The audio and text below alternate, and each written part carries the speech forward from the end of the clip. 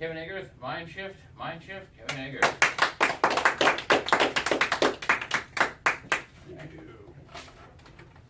I suppose you're wondering, mindshift, what in the world is this going to be about? I got two stories I want to share with you to help demonstrate what I mean when I say mindshift. Does anybody here like a story?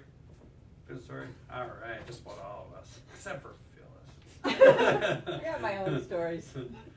So let me take you guys way back in time. If you would just imagine with me, just put on your thinking cap, your imaginary cap. Many, many years ago, a person gave me a puppy. They must have thought I needed a puppy, maybe a companion. At this time of my life, I was extremely busy. I wasn't at home very much, and this puppy was not potty trained. So that means that I had to try to train the puppy, had to spend time with the puppy, and I had about as busy a schedule as anybody could possibly have. I was working several jobs, running several businesses, so I would come home from work, I would change quick, have to leave right away. I mean, I wasn't at home more than probably a half hour at a time, unless I was sleeping. So I had to let the puppy out, try to hurry up and shuttle it outside so it could go to the bathroom, spend just a couple of minutes trying to work with the dog. And invariably, right when I needed to leave, and I mean, I was up against a time schedule, I had to go. It would make a mess. It would be on the floor, or do a doo-doo, or whatever you want to call it. And so now I'm like, oh man, now I'm gonna be late for sure. I mean, you got to clean it up, and you got to get the odor remover and spray that on there and everything else. Otherwise, the dog will do it again right in that same spot. So now I'm late. And this happened several times in a row. Sometimes the dog would run off and wouldn't come back to me. And so once again, I'm going to be late. And I'm thinking, oh, this is terrible. So I found myself growing very irritated with this puppy. That's supposed to be something that brings great joy into my life. And I found myself getting really frustrated with it, almost angry at it. It wasn't a good experience for me. And I started to kind of think about it. Well, you know, it's not fair to this little puppy that I'm gone all the time. It's in the kennel all the time. I don't have that much time to really play with it and really adequately potty train and take care of it. And I thought, I'll just give it away. I'll just find a good home just to give it to. And I was praying one night, and the Lord really put it in my heart. You cannot get rid of the dog feeling the way you do about it. I thought, what? What is that supposed to mean? Why can't I get rid of the dog? I didn't understand why. I didn't get it. So I thought, okay, well, how am I going to change this? How am I going to have a mind shift from frustration and dislike? So I gave myself a rule. And the rule was that any time that I felt irritated with this puppy, that I had to stop what I was doing. Didn't matter where I had to go or what my time schedule was or what I should be doing. I gave myself a rule. Anytime I felt irritated, I'd have to stop and love the dog. Love it up. And so that means picking it up, petting it, playing with it, giving it a treat, spending some time talking to it. And you know, the amazing thing, I didn't give myself a rule to pet it. I didn't give myself a rule to pick it up. I didn't give myself a rule to give it a treat. I gave myself a rule to love it. That's a giving effort. It's an emotional effort. And that demonstrated itself by those action things. You know, the amazing thing was it only took about a week and a half. And the dog would make a mess on the floor, and I had to get going right away. But I was so used to just stopping, and I'm just going to love it. Picking it up and just loving it, right? And I had this incredible mind shift happen, where I was no longer irritated at the puppy. It was just an innocent little puppy doing what little puppies do. And it totally changed the way I felt about that dog. To me, this was an incredible breakthrough that you could change the way that your mind, the way that you feel about something. I thought it was just incredibly awesome. And shortly after that, then I felt like I was released or allowed to give the puppy away to a good home. Another powerful example in my life of a mind shift is with regard to paperwork. So again, many years ago, I had several employees working for me, multiple jobs going on, had to coordinate lots of different things. I really wore too many hats. I should have delegated out some more of that responsibility. But when it came down to doing paperwork, I would take in checks, I would have to write out bills, a number of other tasks. And when I would get a bad check, it just bothered me. I'm thinking, oh man, this is a bummer. This is a large amount of money. It hurt. I felt pain from that. So then I would call up the customer. You know, a customer never tells you, hey, I'm a crook, I'm just not going to pay you. No, they always got some clever excuse. You know, the job didn't go the way they expected, even though they never called to let you know about that. They never give you an opportunity to fix it. So I would talk with them and try to fix the situation, and then they'd throw up another roadblock, and I would try to fix that for them, and they'd throw up another one, and then it would become real clear that they're not going to pay no matter what. So it would be a very frustrating event, and there was a time of even conflict and emotional anxiety when you're handling those things. And then at the end of the conversation, you didn't have money, but you still had bills that you had to write out to other vendors for advertising and payroll and a number of other things.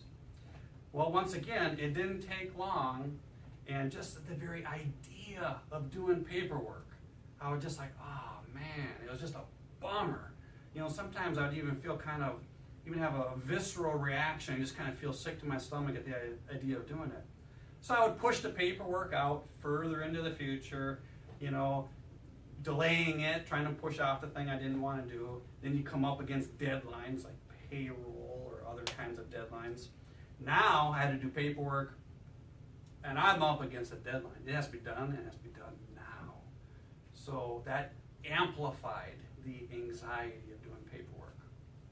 And it got to the point where I was missing some really important details. I was missing out on some opportunities. I would go out and get a bid prepared, but then not send it to a customer. So it was really hurting my business, this putting off of the paperwork. And I decided, you know, if this worked with the puppy, I'll bet it could work with my paperwork. Because I hated doing paperwork.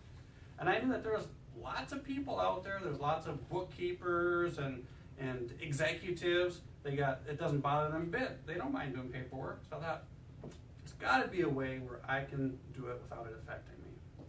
So I decided, well, I'm going to have to make it enjoyable. I don't know how I'm going to do this. So I put on some nice worship music. I'm a Christian, so I like to worship and I like to sing. I like to sing to the Lord. So I decided I'm going to do some of that while I'm doing my paperwork. I'm going to have some treats that I don't normally have, some chocolate or some candy or things I normally don't have. So a special treat for myself, a food treat. And I decided I'm going to do my paperwork not only on time, but I'm going to begin it before it has to get done, before time, so that will give me ample opportunity to take breaks as needed. And I decided that I'm going to be very sensitive while I'm doing my paperwork. And if I begin to feel that inner anxiety, the inner frustration start to rise a little bit, I'm going to stop immediately. Stop immediately. Go for a walk or go in the other room, do some push-ups, get a drink of water, just do something to kind of break that cycle. And once again, I was taking time and I had the nice music going, a very nice atmosphere, and I would take some breaks and praise the Lord a little bit, sing a little bit. Maybe it sounds silly, but if you're a Christian, you probably know what I'm talking about. Anyways, it took probably about 2 weeks of doing that very consistently. And all of a sudden, I was about a half hour in to my paperwork, and I realized, this really isn't that big of a deal. It really isn't bothering me the way that it used to. And then it took about another week or so to really cement the habit. And now I do paperwork for hours on end, and it doesn't bother me one bit at all. And I don't have to have any special happy triggers, let's call them, like candy or junk food or any special music or anything like that. Mind shift. That was incredible for me. So I started to wonder and started to think, if this works to get rid of an emotion or a feeling that I don't want, maybe I could do the same thing to gain a feeling that I do want. So one day I was just cruising down the road. It was just a long day, monotonous, nothing really all that exciting going on. And I thought, boy, I'd really like to be somewhere else right now, or just doing something fun. And I thought, well, I'm going to try it right now. I'm going to try a mind shift. So I thought, well, what could I do to make myself happy? Well, I'll think about good things, positive things. I'm going to put a smile on my face. In my car, no particular reason, just because I want to. So I put a smile on my face. I'm thinking, boy, these people next to me probably think I'm crazy or something. So I got this big smile. I'm thinking about positive things. I'm thinking about good things. I'm redirecting my focus because my brain's saying, hey, what are you doing? There's nothing really exciting going on right now. Nope. I'm only going to focus on a great, bright, positive future. It only took about 5 minutes, you guys. And I found myself feeling happy, feeling emotionally happy, energized, enthusiastic. And I said, wow, man, this is like a superpower or something. Mind shift is awesome. So today, as I was preparing this speech, I had to do it again for myself. So I've been on a very low carbohydrate diet, roughly about a week.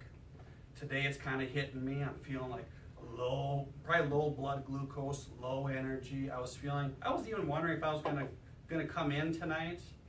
And I just felt, well, I don't know if I really have anything to offer to anybody tonight, and just kind of low, And I thought, you know what?